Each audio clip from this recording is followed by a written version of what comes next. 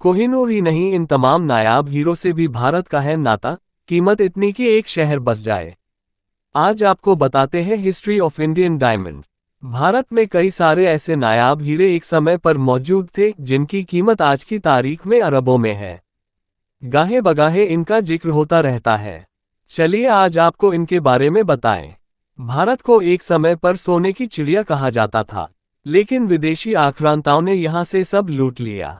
भारत के पास एक से बढ़कर एक नायाब हीरे हुआ करते थे, जिसमें से कुछ तो गायब हो गए हैं, कुछ विदेशी म्यूजियम की शोभा बढ़ा रहे हैं। हाल ही में खबर आ रही है कि भारत की शाही विरासत का प्रतीक ऐतिहासिक हीरा गोलकोंडा ब्लू को 14 मई को जिनेवा में नीलामी के लिए रखा जाएगा। इसी कड़ी में चलिए आपको बताते हैं कि भारत के पास कौन कौन से नायाब हीरे हुआ करते थे, जिनमें से कुछ गुमनाम हो चुके हैं।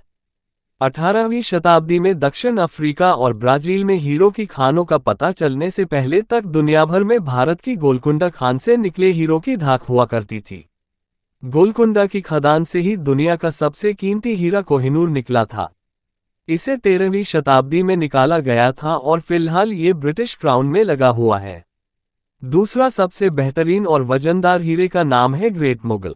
ये 280 कैरेट है।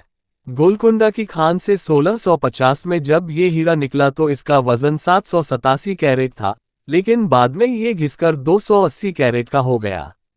लंबे समय से गुमनाम भारतीय हीरो की सूची में आगरा डायमंड और अहमदाबाद डायमंड का भी नाम शामिल है। अहमदाबाद डायमंड को 1526 में पानीपत की लड़ाई में बाबर ने ग्वालियर के राजा विक्रमादित्य को हराकर हासिल किया था। इसका वजन 71 कैरेट है। वहीं आगरा डायमंड हल्के गुलाबी रंग का 32.2 कैरेट का है। इस दुर्लभ हीरे को आखिरी बार 1990 में लंदन के क्रिस्ले ऑक्शन हाउस की नीलामी में देखा गया था। इसके बाद से ये लापता है।